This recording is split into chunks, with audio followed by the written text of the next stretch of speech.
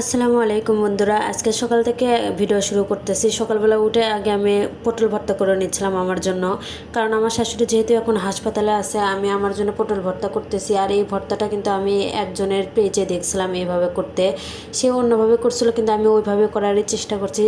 আজকে প্রথমে এভাবে ভর্তা করতেছি, জানি না কেমন হবে। বিশ্বাস করেন, ভর্তা করার পরে আমি পাটায় যখন ভাত মেখে খাইতেছিলাম, আমার ছোটোবেলার কথা মনে পড়ে যাইতেছিল। আর এটা কিন্তু কালো জিরাদের দিয়ে ভর্তা করা হয়েছে এই পটলটা, আর খেতে এত বেশি মজা হয়েছিল, আমি তো ভাবতে পারিনি যে এত বেশি মজা হবে। প্রথমে আমি একটা করতে চাইছিলাম, একটা করলে তো আমার একবেলাই হইতো না, ভাগ্যিস তিনটা করছিলাম, এই জন্য এতটুকু ভর্তা হয়েছে। আমার হাজব্যান্ডও কিন্তু একটু একটু খাইছে, সে কিন্তু সচরাচর ভর্তা পছন্দ করে না, তাও আজকে ভর্তা দিয়েছি, সে খাইছে। আজকে গরম ভাত দিয়ে ভাবলাম যে পাটাটা একটু মেখে খাই। আর এই পাটা মেখে খাওয়া দেখে আমার ছোটোবেলার কথা মনে পড়ে যাচ্ছে। আম্মু যখন এই ভর্তাগুলো করতো, তখন মনে করেন যে এভাবে পাটায় ভাত মেখে, গরম ভাত মেখে সবাইকে একটু একটু করে খাওয়াইতো, আমরা বসে থেকে খাইতাম।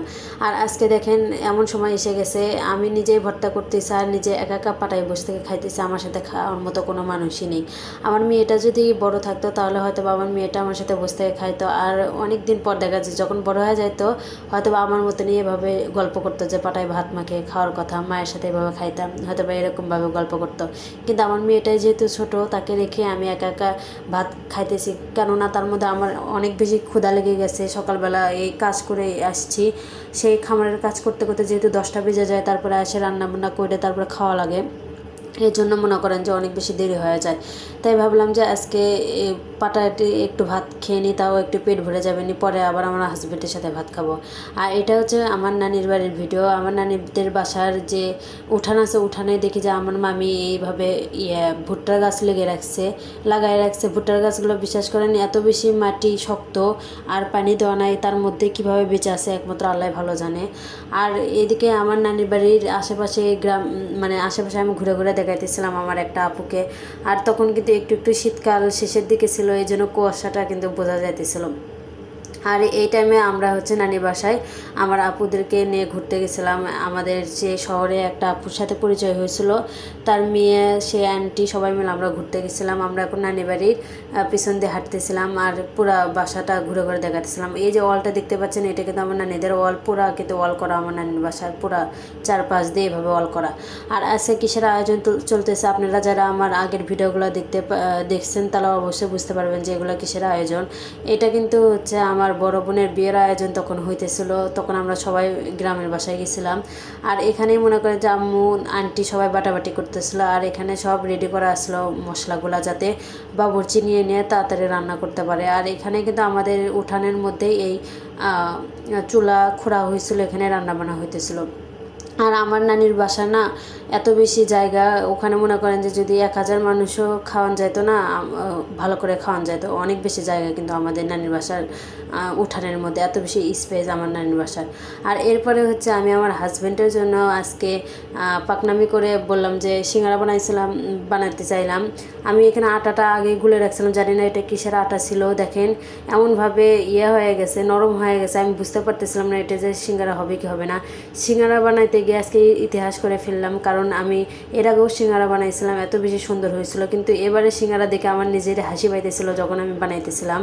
সিঙ্গারা তো হয়নি, পরে এটা দিয়ে আমি কোনোভাবে পুরি বানিয়ে ফেলছি। পুরি তো এভাবে বানায় না, আমি জানি না, আলুর একটা নাস্তা বানিয়ে ফেলছি। কারণ এটা দিয়ে তো সিঙ্গারা একদমই হওয়ার নয়, কারণ আমি 2টা বানাইছিলাম সিঙ্গারা, 2টাই দেখি যে আলু দেওয়ার পরে যখন মুখ লাগাইছি একা একাই দেখি পুরির মতো হয়ে যাচ্ছিলো, মিলে যাচ্ছিলো। পরে ভাবলাম যে সিঙ্গারা তো হবে না, এটা দিয়ে একটা আলুর একটা নাস্তা বানিয়ে ফেলি। পরে আলুর নাস্তা বানিয়ে ফেলছি, দেখেন এক একটার অবস্থা কীরকম। পুরি তো বলবো না, এটা জানি না কি হয়েছে, একমাত্র আল্লাহ ভালো জানে এটা কোন নাস্তা হয়েছে। আমি এই নাস্তার নামও বলতে পারতেছি না, শুধু জানি যে আলু দিয়ে বানাইছি আর আটা দিয়ে বানাইছি।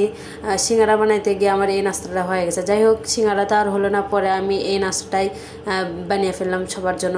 আমার হাজব্যান্ডের জন্য শুধু বানাইছিলাম, এখানে 8-9টা শুধু বানাইছিলাম। তারপরে দেখা গেছে যে আমার ননদ আসছিলো, আমার ননদ দেখা গেছে 2টা খাইছে, তার ছেলের জন্য নিছে।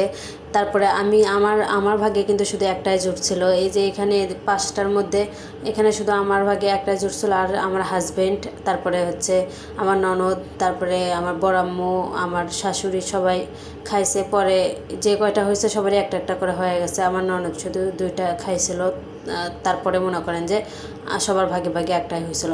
এরপরে আমার ননদের যেহেতু দাওয়াত আছে আজকে আমাদের বাসায়, আমার ননদ কিন্তু আমাদের বাসার পাশেই থাকে, তাই বড়াম্মু যে সেদিন যে অনেক বাজার করার টাকা দিয়েছিল ওখান থেকেই কাল্লার মাংস আনছিল আমার শাশুড়ি, তাই আজকে তার মেয়েকে দাওয়াত করে খাওয়াইতেছে।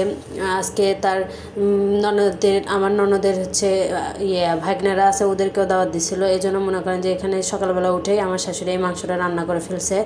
আর এখানে আমাকে শুধু বলতেছিল পোলাও রান্না করো, ডাল রান্না করো, আমি যা যা রান্না করে রাঁধতেছি। আর এখানে কিন্তু আমি পোলাওটা ভালো করে ভেজে রান্না করতেছি। পোলাও ভাজে রান্না করলে কিন্তু এই পোলাওগুলো বেশি ঝরঝরা হয়। আর আমার শ্বশুর যেহেতু ঝরঝরা ছাড়া পোলাও খাইতে পারে না, এই জন্য মনে করেন যে সব জিনিসই ঝরঝরা করতে হয়। আজকে এখানে আমি ছয় পট চালের পোলাও করতেছি, জানি না কেমন হবে। খাওয়ার পরে সবাই ইনশাল্লাহ অনেক ভালো বলছিল। আমি কিন্তু অনেকক্ষণ লাগাতার ভাজছিলাম, ভাজলে কিন্তু পোলার কালারটাও চেঞ্জ হয়ে যায়, আর দেখা যায় যে পোলাওটা খেতে অনেক বেশি মজা হয়। আর আমি এখানে সব মশলা দিয়ে ভেজে পরে পানি দিয়ে ফেলছিলাম। আজকে মনে করেন যে সবাইকে যেহেতু দাওয়াত দেওয়া হয়েছে, পোলাও তো ভালো হইতে হবে, যদি ভালো না হয় তাহলে কেমন হয় বলেন তো। যাই হোক, আজকের ভিডিওটা এই পর্যন্ত। সবাই ভালো থাকবেন। আসসালামু আলাইকুম রহমতুল্লাহি।